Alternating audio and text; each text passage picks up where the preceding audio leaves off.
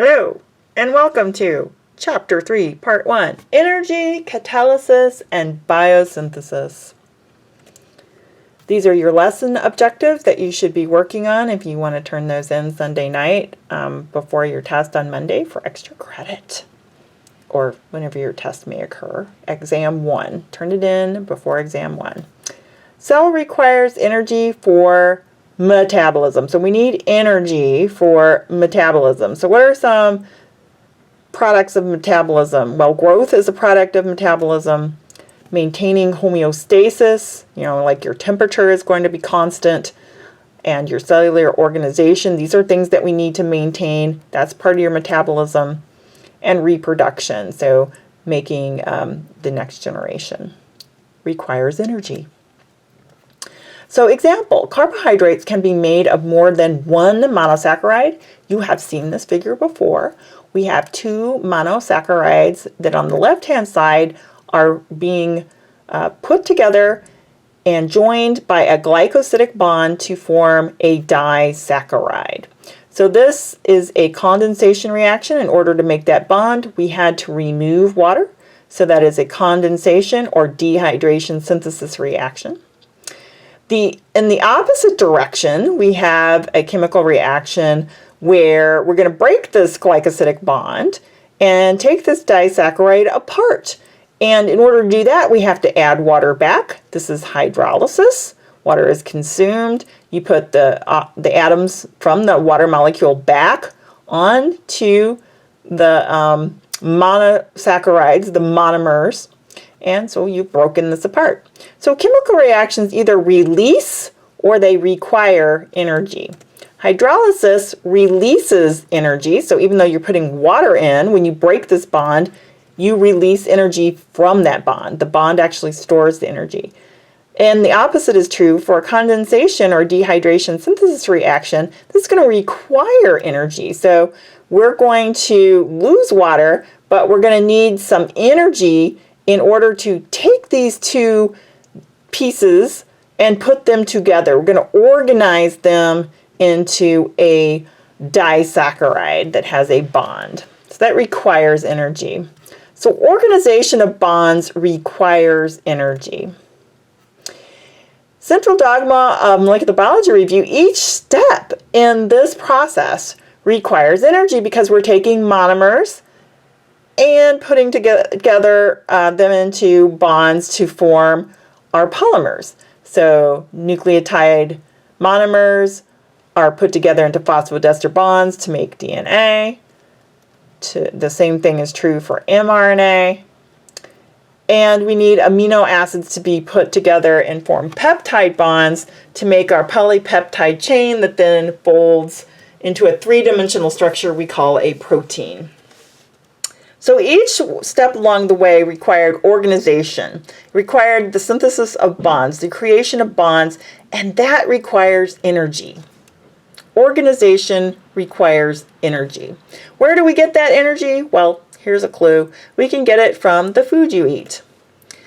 And when you eat your food, then you're going to convert that food energy into chemical energy, such as ATP. So ATP is a nucleotide. It's an adenosine triphosphate. We've talked about this before. We've looked at the ATP cycle before. And the three phosphates here are important because the very last one, and each one of these is held together by phosphoanhydride bonds. So remember that name. This very last phosphoanhydride bond has super high energy. For whatever reason, when you break this bond, you just release a magnitude of energy that the cell can use. So when that happens, you release energy available for intercellular work and for chemical synthesis. So if I want to make something that requires energy, I can break it off of adenosine triphosphate. Now, to break it, of course, we're going to need hydrolysis. And what results is we're going to get adenosine diphosphate. So we're going to have adenosine diphosphate and one inorganic phosphate. If we want to And then we can take, again, this is a cycle, so we can input energy from the sunlight or food to store that energy in this phosphoanhydride bond, and then again we can break that bond to release its energy to create. So we're going to break a bond so that we can create bonds in nucleic acids, in polypeptides, in polysaccharides, in lipids. So we can make those for the cell to live. All right, so cellular energy comes from breaking bonds. We got plant cells. They have our 4 macromolecules. You eat the plant and you break the bonds that are holding these things like carbohydrates from your potato chip apart into sugars, your monomers, and fatty acids, amino acids, and nucleotides. And when you do that, you release energy, shown right here, useful forms of energy.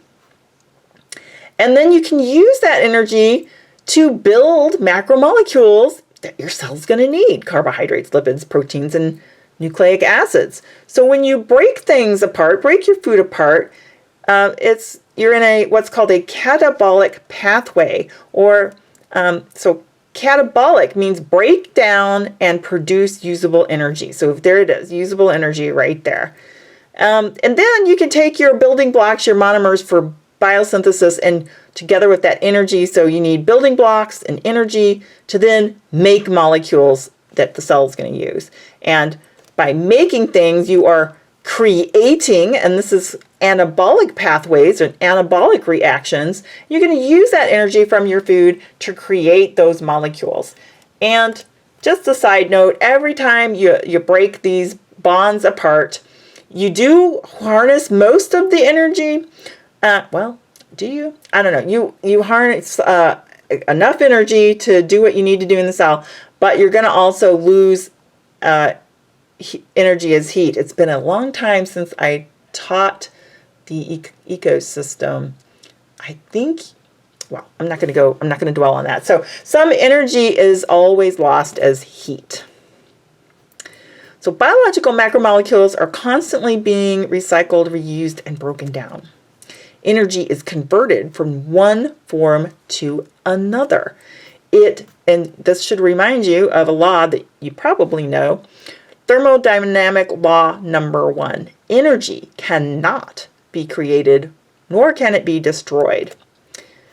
All energy that we know of here on Earth comes from the sun, which is a big nuclear reaction in the sky. Plants convert that sun energy via photosynthesis into carbohydrates, so that's polysaccharides. So we're putting the energy from the sun into a macromolecule. Well, we're not doing it. The plants are doing it. Animals eat the plants and they break the bonds of macromolecules to obtain that energy from the sun. And then we take that energy and we store it as ATP. And this can move around the cell very easily, a lot easier than a carbohydrate can, from one place in the cell to another, and carry that energy throughout the cell. That brings us to the thermodynamics law number 2. Nature tends towards disorder. You probably know that because if you don't wash those dishes and you don't fold those clothes and put them away, things start to look pretty disordered. They can look chaotic.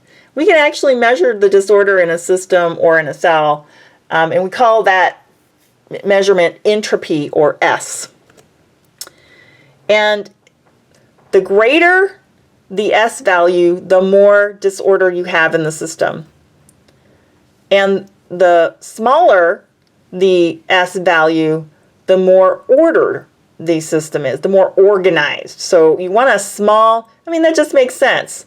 If you have less chaos, you have more order, right? So again, light energy from the sun, we capture it in the light reactions of photosynthesis, and then we convert it into sugar in the dark reactions. We have carrier molecules that help along the way. And we can see we've got water molecules going in, oxygen molecules coming out. Over here, water and carbon dioxide going in. And oxygen, carbon, and hydrogen are the 3 atoms that we need to make the polysaccharides, the sugars. So plants and some protists do this in their chloroplasts. And then the plant can either break this down with its cellular respiration in mitochondria, or we can eat the salad and get the energy from the plants. So that energy we represent in biochemistry and in molecular biology here as delta G. Delta just means change in, and G is the letter we decided to use to talk about free energy. So, you know, energy has a G, maybe that's where it came from, otherwise known as available energy. So how much energy is available in the cell or the cell compartment? We can calculate that using this equation right here. So you already recognize delta G, so that's the change in available energy.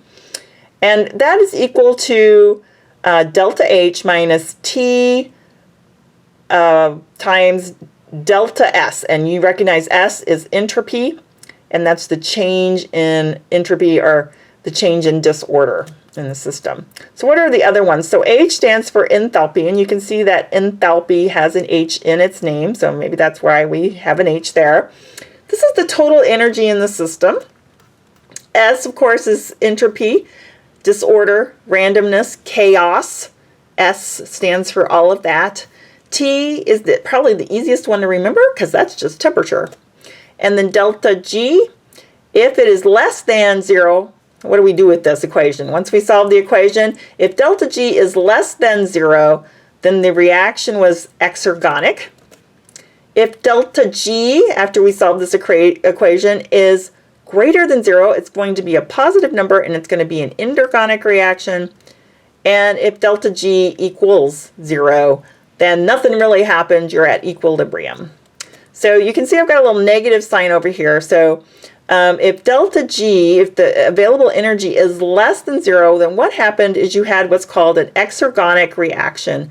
And it releases more energy than is put into the system. And so that's going to release some heat. And so if you were to hold a cup in your hand that had an exergonic reaction going on in it, it would feel quite warm to you. In contrast, endergonic reactions, where the available energy is greater than 0, those have positive numbers. So you work this equation, and instead of a negative number, you get a positive number. Then this means that the reaction required or absorbed energy. And so if you were to hold that cup, it would feel quite cold because it's going to be sucking all the energy from around it, all the heat energy into the reaction. And delta G is not going to feel hot or cold. It's just going to feel like the same temperature as your hand. So this video is about 13 minutes long. I am not going to play it right now.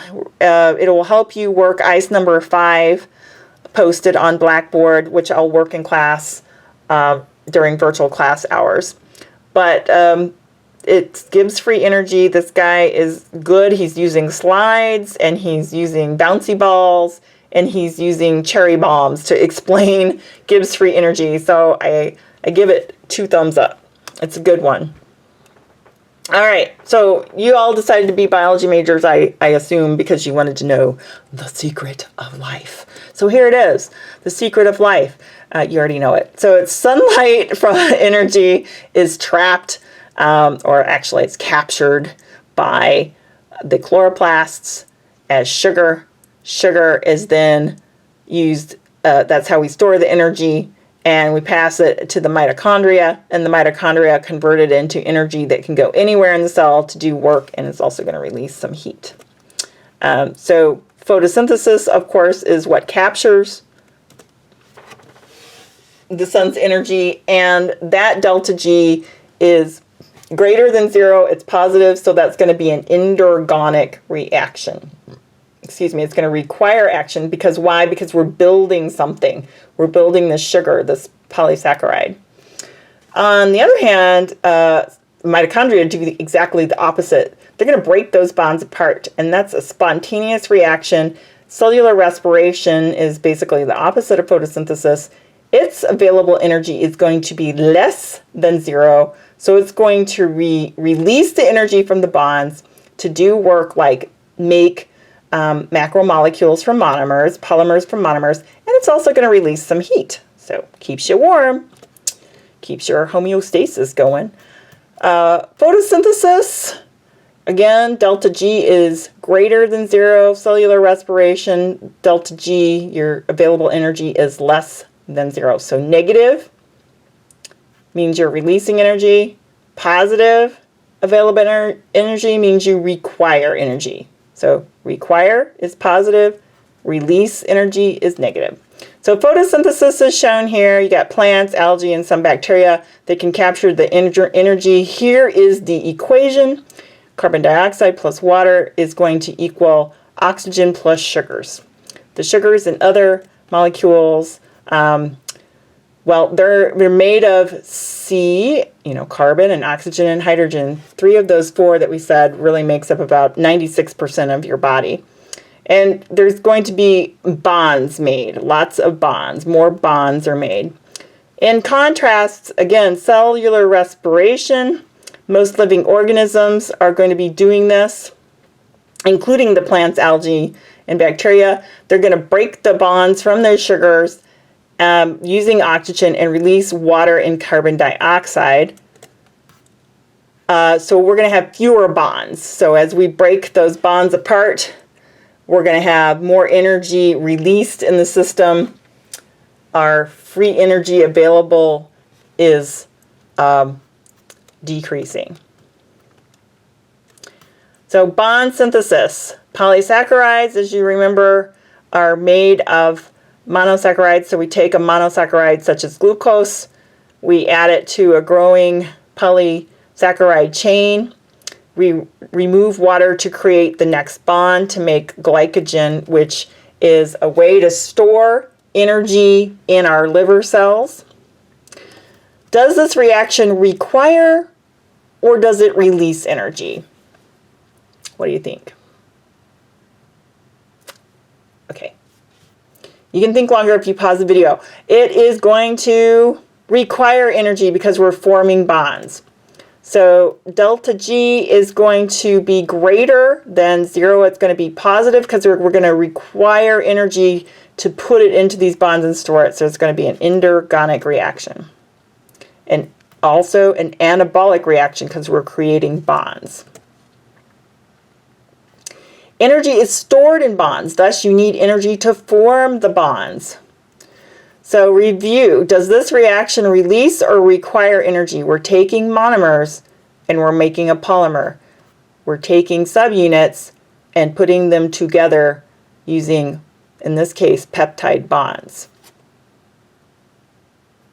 So delta G, I'm going to require energy. I'm forming bonds. Delta G, again, is going to be greater than 0. It's positive. It needs to be coupled to a reaction that releases energy because it's got to get the energy from somewhere. And a lot of times what we do is we take a reaction just like you saw a few slides ago. Let's go back in time. Go back, way, way back in time. Oh my goodness, that was a long time ago that I should have just exited the slides and everything. Where the heck was that? Ugh. Right there. So going both directions. Wow, that was far too much for far too little. So I'm going to do this time to get back where we were. All right, so all this, all that. Okay, so we're right here. And when you create bonds, you require energy. Your available energy is positive. You got to get that energy from somewhere. You get it from another reaction where an enzyme has broken apart another bond from some food that you ate. And in this reaction right here we are running, it's run by a ribozyme at the ribosome, and we'll talk more about that later. But there you go. This is an anabolic reaction, requires energy. It's also a condensation reaction or a dehydration synthesis reaction. or an inorganic reaction. All sorts of terms can apply here. Isn't that fun? I think so. So what about this reaction? Okay, the arrow is going from this polymer down here up to these monomers, these amino acids. So what do you guess that delta G is? We're breaking things apart.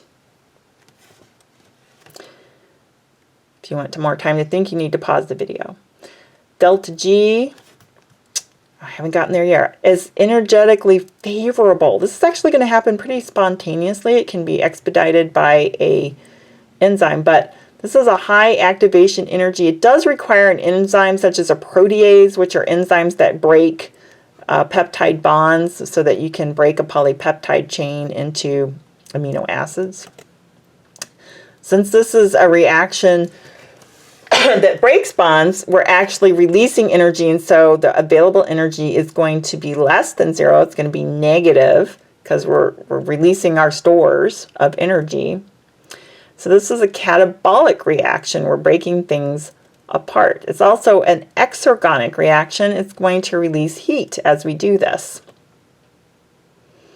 So just make sure you know breaking down proteins requires enzymes called proteases. So delta G is negative, activation energy is high. That means, we'll talk more about that later, but just suffice it to say we need an enzyme to catalyze the reaction.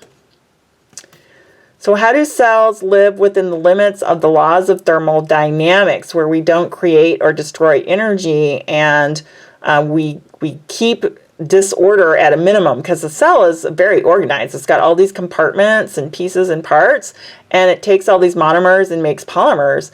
So one thing it does, how we keep within these limits of the laws of thermodynamics, is one, we couple less favorable reactions with favorable reactions. So the reactions that require energy are going to be coupled to the reactions that release energy.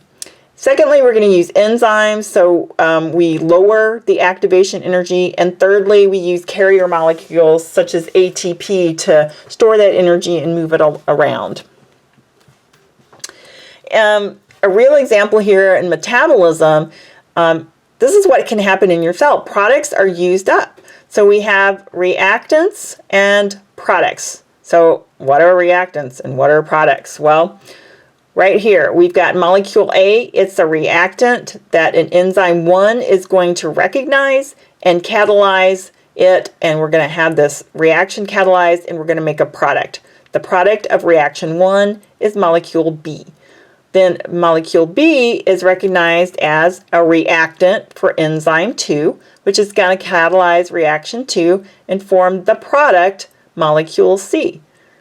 Enzyme 3 recognizes molecule C as a reactant, and it's going to catalyze it into reaction number 3 to produce product, molecule D. And this keeps going on.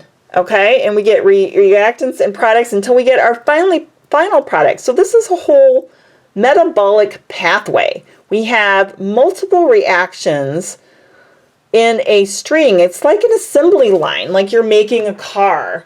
All right, maybe we put, I don't know, the axle together here, and maybe we put on, I don't know, car parts, some doors and tires and everything along the assembly line did something, and finally at the end we got a car produced. So this is what metabolism is in your cell. It's not usually just one and done. It's a series of reactions and then you're done. And also in the cell, we got to build macromolecules. So your book uses this example of activated carriers, loaded truck. This is activated carriers power unfavorable reactions. Okay, so what's an unfavorable reaction? Well, right over here on the right, we've got an unfavorable reaction. We want to do what's called an anabolism. We want to create bonds. Well, we know that that's going to require energy. Well, where are we going to get that energy? Well, we're going to get it off the truck. What's the truck? Well, the activated carrier, you can imagine, is ATP. All right, so if I converted my pointer into things. So I could say, all right, I've got my carrier of energy is ATP. So if you imagine that ATP is like a truck, right? We know that the third phosphoanhydride bond is got lots of energy in it. So that third bond has the energy in it. Okay, so we're going to break that bond. We're going to use the energy to make my new molecule. And now I've got an inactive carrier. So it's going to be now ADP. And so we consider it like an empty truck. It doesn't really have any energy left. Even though it's got some more phosphates on there, it's in cellular terms, it's done. It's an empty truck. And so now we want to get our energy back on our truck. So this is an inactive carrier. How do we get it back to being an activated carrier? Well, we have to eat some food, or if we're a plant, we have to get some sunlight and produce some food. And then we're going to break that food down. And as we break the food down and we break those bonds apart, we're going to release energy, and it's going to be stored in ATP, and then we start all over again. So breaking the food apart, that's catabolism. Putting the energy into these bonds, that's anabolism. And so much like the ATP cycle, this is how we can break molecules apart and put molecules back together. And we do that with these activated carriers such as ATP. And so that's what we do, is we couple reactions. So we're going to break some food apart over here in blue, going from C to D. This is going to be a spontaneous reaction. We're going to release energy. So when we break ATP into ADP and inorganic phosphate, we're going to release energy. Energy is released. And then when we go the opposite way to make the bonds, we're going to take that energy released from the food and put it into bonds to make macromolecules such as polysaccharides, nucleic acids, polypeptides, lipids, steroids that are part of lipids. So a reaction that requires energy, such as making a macromolecule, is coupled with a reaction that releases energy, such as breaking down some food, like the sugar from a plant. So we're going to release energy by breaking down the food, and then the molecule is going to be transported. In this case, this is an actual sort of thing in the cell that's slightly different, but than creating a bond. But also, we can move things across membranes with that energy. So I've been talking a lot about creating bonds with that energy, but ATP can also help you move molecules from one place to another, because you're going to need energy to do that too. So not only can you make bonds with that energy that's released from ATP, but you can also transport molecules across membranes, and that's going to require energy too. So there's more than one thing you can do. I mean, you can build all sorts of bonds, but you can also move molecules around between compartments in the cell so that you can,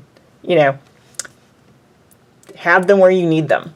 So ATP, adenosine triphosphate, we talked about that in slide 7. You can go back there and look at that. We release inorganic phosphate. If we release that last one on the end, we're going to release a lot of energy with that. The phosphoanhydride bond is a high energy bond. And we're going to use that energy that's released to do what? We're going to synthesize things. We're going to do biosynthesis. We can contract muscles. And we can transport ions across cellular membranes, as I just showed in the previous slide. So where does that energy come from to produce the activated carriers? So ATP is considered an activated carrier. Well, it can come from, right? Where? Ultimately, it's coming from the sun, but it's being fixed into polysaccharides by plants and other things that have chloroplasts. Again, we've got a delta G that is negative when we break this bond and release that energy. So enzymes can act as catalysts for these reactions. So here's the reaction. Here's our reactant over here in our metabolic pathway, and it's reactant Y. And what we want to get out of this reaction is this product X. And we can get that. That can happen. But there's going to be some energy that has to be put into the system. And if you look at that video, and he talks about the cherry bomb, it's like that cherry bomb. If it's just sitting there, it's not going to just spontaneously combust. But if you throw it on a fire or you light it, put a little energy into it, then boom, it's gonna go. So you have to put a little energy in. That's called activation energy for the reaction to go and release a lot of energy. So this is what the reaction looks like when it's uncatalyzed. There's no enzyme present. And then in panel B, and total energy is on the y-axis. In panel B, we've got enzyme. So total energy, if you remember, is H, right? So we're looking at the change in energy, right? So we had energy at this level, and then we saw a change in energy from a higher level to a lower level as the reaction occurs. But when you have an enzyme there, it's going to lower the activation energy, and so the reaction can go with less energy present in the system. So it's a catalyst. Enzymes are catalysts. We're going to convert substrates to products. So enzyme is going to take a product. Oops, nope, it's going to take a substrate. Here's my enzyme. Got to start down here. Active site, substrate binds in it. We're going to have catalysis. We're going to make a product. The enzyme is unaltered by this reaction. So we go from reactant or substrate to product in a catalysis. And we're going to catalyze that reaction. So enzymes add control when and where the reaction can occur. Why does all this matter? Well, you got your monomers. You're going to have condensation reactions. They're energetically unfavorable. How are you going to make your molecules in your cell?